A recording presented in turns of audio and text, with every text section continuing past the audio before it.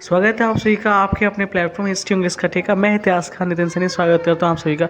मैं आज आपको हिस्ट्री पढ़ाने वाला हूँ बहुत अलग तरीके से, बहुत कॉन्सेप्ट्स में। मैं आपको बहुत इंपॉर्टेंट फैक्ट्स डील करता चलूँगा जो आपकी आगामी परीक्षा नेट जेआरएफ में बहुत हेल्पफुल होने वाले। बने रहे मेरे साथ। मैं आपको बहुत अलग तरीके से हिस्ट्री पढ़ाने वाला हूँ मैप के थ्रू। यूट्यूब पे पहली बार होने वाला है, ठीक है। तो आप इसमें देखेंगे कि मैं हर्षवर्धन काल से चालू करूँगा, जो मेन सोर्सेस होते हैं आपको सोर्सेस भी डील करता चलूँगा। हर्षवर्धन काल के लिए हमारे पास साहित्यिक सोर्सेज हैं वाणकृत, हर्षचरित और कादम्बरी और हिंसांकी सीयू की। हम बात कर लेते हैं बच्चों पुरातात्विक स्रोत की। बांसखेड़ा का ताम्रलेख, मधुबन का ताम्रलेख, एरोल अभिलेख, यह चालुक्य नरेश पुलकेशिनी द्वितीय का लेख है जिसकी रचयिता रविकीर्ति है। इसमें हर्ष द्वारा पुलकेशिनी के मध्य युद्ध का वर्णन है। नौसूरी का अभिलेख, ठीक है। आपसे को रेड कलर में एम्पायर, हर्ष एम्पायर दिखाई दे रहा होगा, ये बहुत इंपॉर्टेंट है। ये थानेश्वर का वर्धन वंश, हर्षकालीन भारत आपको पूरा मैप पे दिखाई दे रहा होगा, पूरा सेम। हर्ष का सबसे महत्वपूर्ण युद्ध दक्षिण भारत के चालुक्य नरेश पुलकेशिनी द्वितीय के साथ हुआ। पुलकेशिनी द्वितीय भी उत्तर की ओर विस्तार करना चाहता था, फलतः दोनों के मध्य युद्ध अवश्यगामी हो गया। नर्मदा नदी के तट पर यह युद्ध में हर्ष की पराजय हुई। 634 ईस्वी के एरोल अभिलेख पुलकेशिनी द्वारा हर्ष की पराजय को उल्लेख मिलता है। सर्वाधिक संगत यह तथ्य है कि यह युद्ध 630 से 614 ईस्वी के मध्य लड़ा। डिस्कस करेंगे हम चालुक्य वंश। मैं आपको पहले एंशिएंट इंडिया में क्या क्या हुआ दक्षिण भारत में वो चीज़ें बता देता हूँ। सातवाहन वंश ने ईसा पूर्व प्रथम शताब्दी से लगातार अगले 3.5 शताब्दी तक दक्षिण पथ में निर्वाह शासन किया। तीसरे छठी शताब्दी तक दक्षिण में शासन करने वाले समस्त राजवंश से वाकाटक सर्वाधिक सम्मानित थे।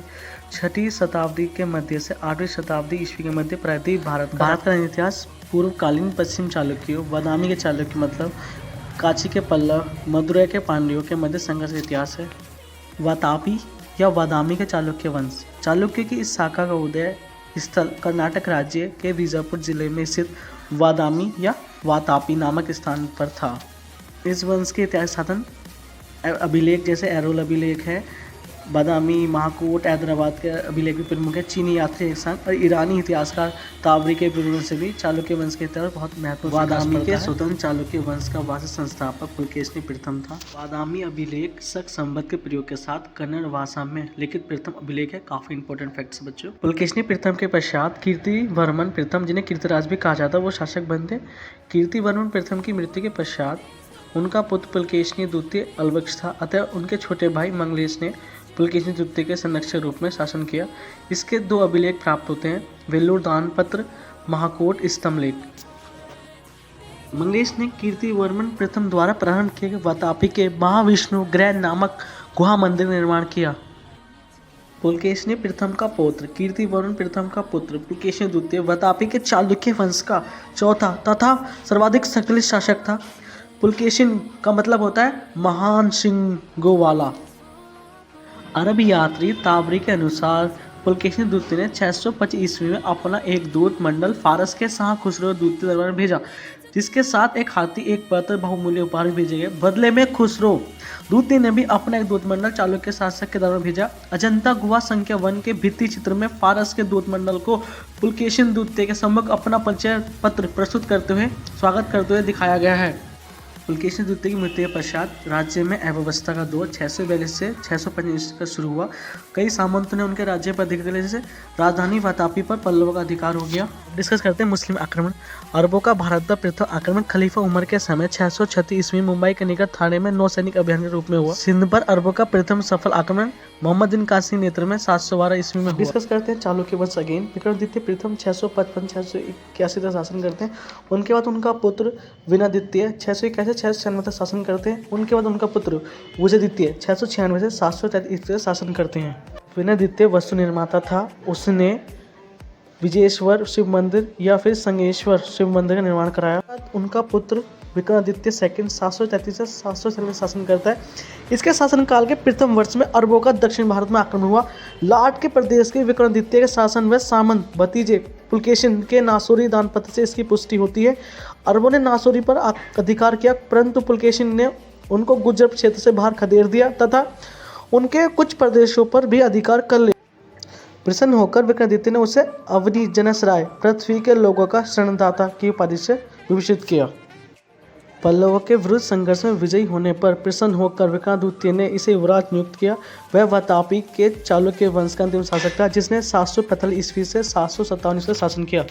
चालुक्य वंश की अवनति के बीच पुलकेशिन द्वितीय के सुदूर दक्षिण के अनावश्यक अभियानों के साथ पड़ गए। उसके पश्चात चालुक्य पल्लव वंश संघर्षों का एक ऐसा दौर शुरू हुआ लगभग 100 वर्षों चला, जो चालुक्य शक्ति के भीतर से खोखला करता चला गया। समय समय पर हुए उत्तराधिकार संघर्ष ने भी इसकी ऊर्जा को नष्ट किया। कीर्तिवर्मन के समय राजपूत वंश के दंती दुर्ग ने मालवा, कौशल आदि राज्यों पर अधिकार कर लिया। डिस्कस करने वाले हम गुजर प्रत्याहार वंश। अग्नि कुल के राजपूत में सर्वाधिक प्रसिद्ध प्रत्याहार वंश, जो गुजरों की सागा समित होने के कारण इतिहास में गुजर प्रत्याहार कहलाए। सर्वप्रथम पुलकेशिन द्वितीय के एरोल अभिलेख में गुजर जाति का उल्लेख मिलता है। वाणकृत हर्षचरित में भी गुजरों का उल्लेख मिलता है। इतिहासकारों में विभिन्न मतभेद हैं मूल निवास स्थानों को लेकर। एस राय चौधरी के अनुसार इनकी प्राथमिक सत्ता केंद्र मंडोर था, जो राजस्थान में है। दशरथ शर्मा जी के अनुसार गुजर प्रत्याहार प्राथमिक सत्ता केंद्र बच्चों उज्जैन मानते हैं। नाग भट्ट प्रथम 730 से 756 से शासन करता है, जो जालोर अवंती तथा कन्नौज से गुजर प्रत्याहार वंश का संस्थापक था। इसने उज्जैन अवंती को अपनी राजधानी बनाया, जिसके फलस्वरूप जोधपुर वाला राजवंश हासिल पर चला गया। ग्वालियर प्रस्ती में नागभट्ट प्रथम को मच्छरों का विनाशक, दीनों का उद्धारक, नारायण का अवतार कहा गया है। इनके पश्चात जो कि एक मेन शासक हुए हैं वत्सराज, देवराज का जो पुत्र है, प्रत्याहार साम्राज्यवादी संस्थापक कहा जाता है। वत्सराज के समय त्रिपक्षीय संघर्ष प्रत्याहार पाल राजकूट की शुरुआत हुई। बच्चों डिस्कस करने वाले हैं राजपूत वंश। 753 ईस्वी से 975 ईस्वी के मध्य दक्कन का राजनीतिक इतिहास राजपूतों के उद्भव में रेखांकित किया जाता है। राजपूत प्रारंभ में बादामी के चालुक्य सामंत थे। बादामी के चालुक्य वंश का विनाश राजपूतों द्वारा हुआ। राजकूट का शाब्दिक अर्थ राष्ट्र का मुखिया। वसुधैव राजकूट पहले प्रांतीय प्रशासनिक अधिकारी थे। अशोक के मौर्य अभिलेखों में रथिक नामक पदाधिकारी का उल्लेख मिलता है। मान्यखेत के राजकूट वंश की स्वतंत्रता का जन्मदाता वासी संस्थापक दंतिदुर्ग था। वह पहले चालुक्य शासक विक्रमादित्य सेकंड के सामंत के रूप में दंतिदुर्ग ने अपना जीवन प्रारंभ किया। उसने गुजरात के चालुक्य सामंत पुलकेशिन के साथ मिलकर सिंध के अरब आक्रमणकारियों जुनैद को नवसारी के युद्ध में हराया। अतः विक्रमादित्य ने उसे पुलकेशिन द्वितीय को अवनी जनसराय तथा दंतिदुर्ग को पृथ्वी वल्लभ खड़गवालोक की उपाधि प्रदान की। दंतिदुर्ग ने एलोरा के दशावतार मंदिर का निर्माण कराया। दंतिदुर्ग की निसंतान मृत्यु के बाद उसका चाचा कृष्ण प्रथम राजपूत वंश का उत्तराधिकारी बना। इसने वातापी के चालुक्य शासक कीर्तिवर्मा द्वितीय को परास्त कर चालुक्य सत्ता को अंतिम रूप से समाप्त किया। समस्त कर्नाटक के ऊपर राजकूटों का अधिकार स्थापित किया। यहाँ कृष्ण ने सणफुल नामक किसी व्यक्ति को अपना सामंत नियुक्त किया, जो कालांतर में शिलाहार वंश का संस्थापक बना। कृष्ण प्रथम की स्थायी कृति उसके द्वारा निर्मित एलोरा का कैलाश मंदिर बड़ौदा अभिलेख में कथित है कि देवताओं ने आकाश से जब इस सौंदर्य को देखा तो वे आश्चर्यचकित रह गए। स्वयं इसके वास्तुकार ने कहा कि अब मैं ऐसा कोई दूसरा वास्तु नहीं बना सकता। कृष्ण प्रथम को छत प्रजावाद तथा कृत प्रजापालक कहा जाता।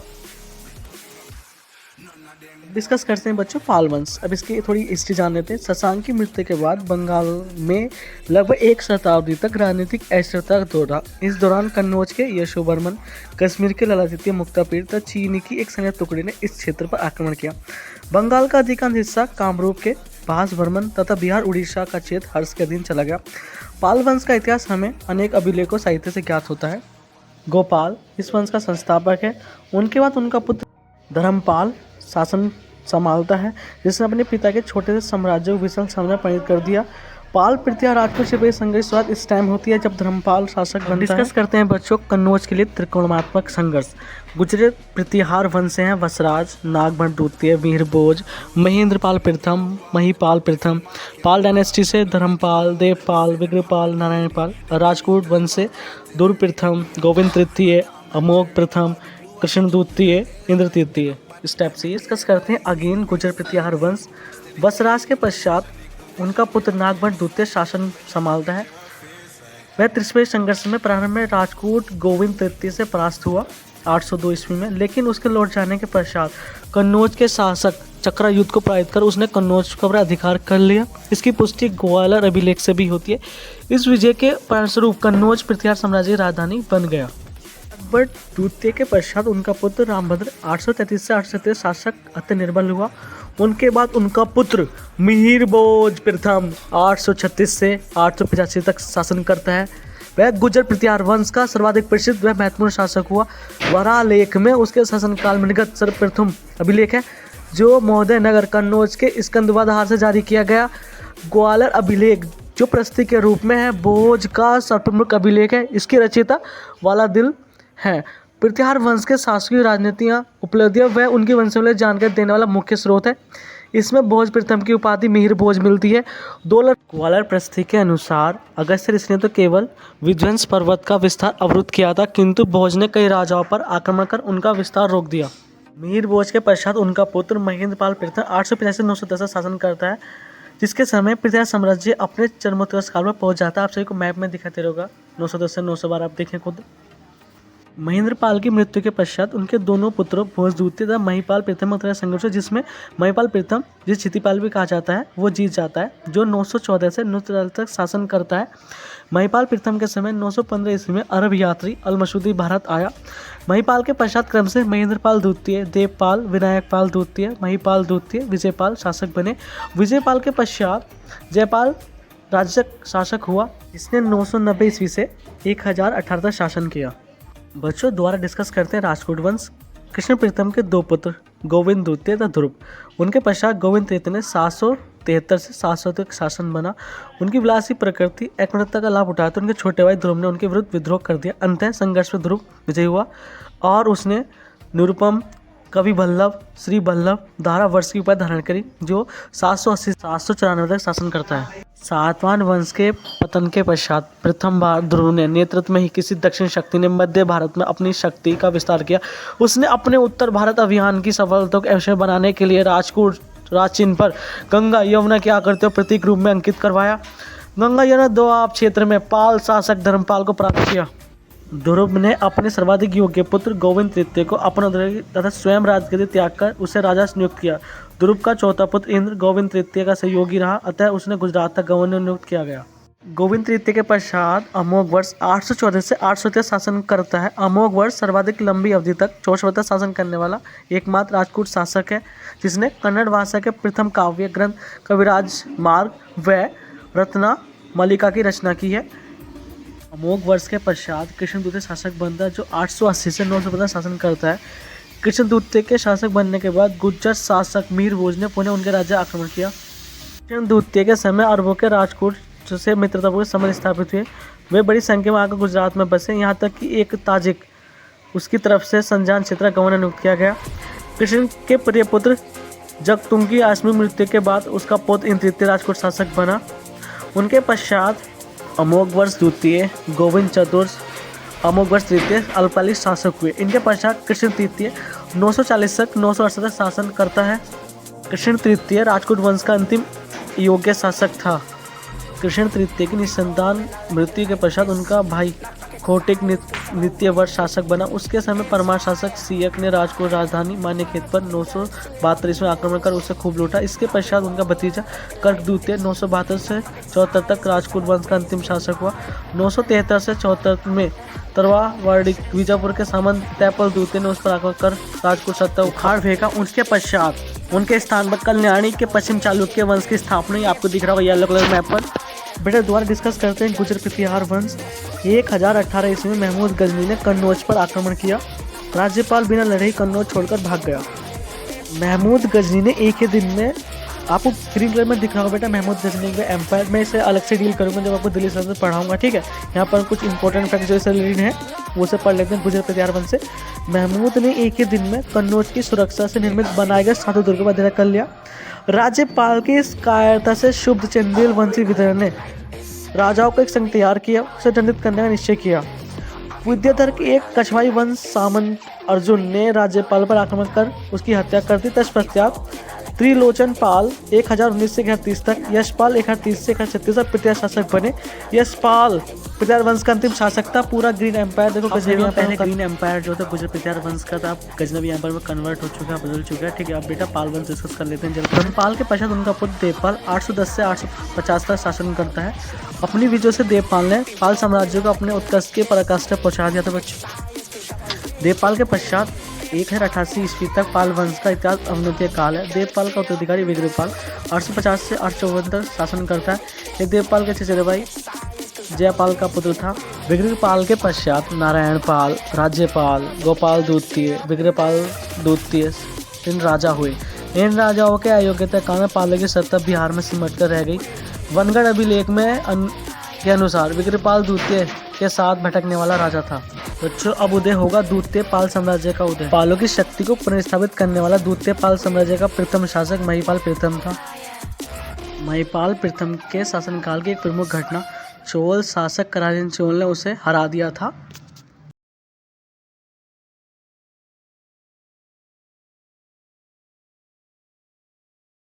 महिपाल प्रथम के लगभग 50 वर्षों शासन के पश्चात कमजोर उत्तराधिकारियों का पाल वंश का तीव्र गति से पतन प्रारंभ हुआ। जयपाल 1038 से 1053 ईस्वी के समय कलचुरी नरेश कर्ण ने पाल राज्य पर आक्रमण किया। युद्ध में प्रारंभिक विजय के दौरान कर्ण की नौसेना ने बौद्ध स्तरों को हानि पहुंचाई, लेकिन बाद में जयपाल का पलड़ा भारी रहा तथा कलचुरी सेनाएं परास्त होने लगी। अंततः विक्रमशिला विश्वविद्यालय का आचार्य दीपक श्री ज्ञान ने जयपाल तथा कलचुरी कर्ण के बीच कपाल संधि करवाई। विग्रहपाल तृतीय 1054 ईस्वी से 1070 ईस्वी तक शासक हुआ। विग्रहपाल तृतीय के पश्चात उसके 3 पुत्रों महिपाल द्वितीय, शूरपाल, रामपाल में सत्ता के लिए संघर्ष हुआ। मनहरीब ताम्रपत्र लेख के अनुसार महिपाल के पश्चात शूरपाल द्वितीय ने 1075 से 1077 तक शासन किया। तत्पश्चात रामपाल शासक हुआ। रामपाल ने 1077 से 1126 ईस्वी तक शासन किया। इसी अव्यवस्था के मध्य रामपाल पाल वंश का सर्वाधिक शक्तिशाली शासक हुआ। उसके सामने सर्वोच्च समस्या उत्तरी बंगाल को पुनः प्राप्त करने की थी। उसके सैन्य सहयोगी तथा राज्य विस्तारक सहयोगी के रूप में राजपूत सरदार मथनदेव रामपाल का महासर प्रमुख था। बेटा अब डिस्कस करेंगे जो आपको ब्लू कलर में दिख रहा है, चोल वंश। संगम युग में चोल वंशी शासक दक्षिण में शक्तिशाली थे। तत्पश्चात कालभ्रों तथा फिर पल्लवों के आक्रमण के कारण इनका इतिहास अंधकारपूर्ण हो गया। विजयालय 1850 से 1871 चोल साम्राज्य संस्थापक था। यह प्रारंभ में पल्लव का सामंत था। इसने अपनी राजधानी तंजौर को बनाया। इसके पश्चात आदित्य प्रथम एक महत्वपूर्ण शासक हुआ जो 871 से 907 तक शासन करता है। पल्लव वंश से पूर्ण स्वतंत्र की घोषणा करते हुए उसने तोर मंडलम पर आक्रमण कर अंतिम पल्लव वंशी शासक अपराजित को मार डाला। आदित्य प्रथम के पश्चात पराकांत प्रथम 907 से 955 शासक बनता है। इसकी सबसे बड़ी उपलब्धि पांड्य राज्य पर आक्रमण द्वारा उसे अपने राज्य में मिला लेने की थी। पराकांत प्रथम की मृत्यु के पश्चात 955 से 985 ईस्वी तक अर्थात 30 वर्षों का समय चोल वंश का सर्वाधिक अशांति का काल माना जाता है। 985 के बाद राजा राम प्रथम 950 ईस्वी में शासक हुआ और जो 1014 शासन करता रहा। वह चोल साम्राज्य व संस्थापक था। चोलों की सच्ची महानता का प्रारंभ वहां से हुआ। नीलकंठ शास्त्री ने उसके काल को चोल साम्राज्य का सर्वाधिक रचनात्मक काल माना है। उसके शासन काल की 29वें वर्ष में जारी किए गए तंजौर अभिलेख में उसके युद्ध अभियानों का क्रमिक विवरण उपलब्ध है। राजराज प्रथम की अंतिम विजय मालदीव की विजय थी। 1012 ईस्वी में राजराज प्रथम ने अपने पुत्र राजेंद्र प्रथम को युवराज पद पर अभिभूषित किया और यह घोषणा की कि वह युवराज बनेगा और 1014 में वह चोल राज्य का उत्तराधिकारी बना। दक्षिण भारत के महान इतिहासकार नीलकंठ शास्त्री ने महान चोल शासक राजराज प्रथम तथा उसके पुत्र राजेंद्र प्रथम को मकदूनिया के शासक फिलिप एंड उनके पुत्र सिकंदर महान की तुलना में रखा है। राजेंद्र प्रथम के पश्चात उनका पुत्र राजा धीराज प्रथम 1044 से 1052 तक शासक हुआ। राजा धीराज ने अपने पुत्रों के स्थान पर अपने छोटे भाई राजेंद्र द्वितीय को अपना युवराज घोषित किया, जिसने 1052 से 1064 तक शासन किया। उसके पश्चात वीर राजेंद्र ने 1064 से 1059 और फिर अधिराजेंद्र शासक बने। सभी अयोग्य शासक थे। चालुक्य और स्वयं के आंतरिक संघर्ष के कारण चोल वंश का अंत हो गया। ये लास्ट पार्ट है पाल डायनेस्टी का, जल्दी डिस्कस कर लेते हैं। पाल वंश में अपने वंशीकृत प्रतिष्ठा को रामपाल ने स्थापित किया और वह पाल वंश का अंतिम सबसे महत्वपूर्ण शासक था। अंत में रामपाल के पश्चात क्रम से कुमारपाल, गोपाल तृतीय, बदलपाल ने 1161 ईस्वी तक शासन किया।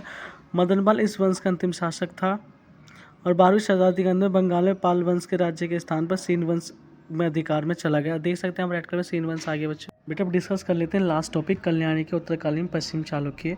वातापी के चालुक्यों का स्थान राजपूतों ने लिया था। राजपूतों के पतन के पश्चात कल्याणी के चालुक्य वंश का उदय हुआ। कल्याणी के चालुक्य वंश का इतिहास साहित्यिक अभिलेखों से भी ज्ञात होता है। साहित्यिक स्रोतों में सर्वाधिक महत्वपूर्ण विलहणकृत विक्रमादेवी चरित एवं कन्नड़ भाषा में रणकवि द्वारा रचित गदा युद्ध है। कल्याणी के चालुक्यों के अभिलेख संस्कृत के अतिरिक्त कन्नड़, तेलुगु, तमिल भाषा में उपलब्ध है बच्चों। कल्याणी के स्वतंत्र चालुक्य वंश का संस्थापक तैलप द्वितीय था बेटा, जिसने शासन किया 973 से 997 तक। बेटा टाइमलाइन के अकॉर्डिंग चलना बड़ा मुश्किल हो जाता है इस वाली वीडियो में, बहुत कोशिश मैं बहुत कोशिश करता हूँ टाइमलाइन का चैनल, ऐसा नहीं हो पाता। मैं फिर भी एक सेपरेट वीडियो डाल दूँगा कल्याणी चालुक्य। देखिए इसमें यादव डायनेस्टी आ गई बेटा।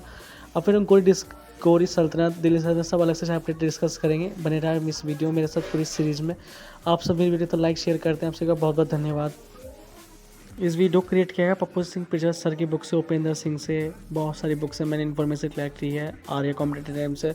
आप सभी वीडियो अच्छे लगते हैं लाइक करें, शेयर करें। आप सभी का दिल से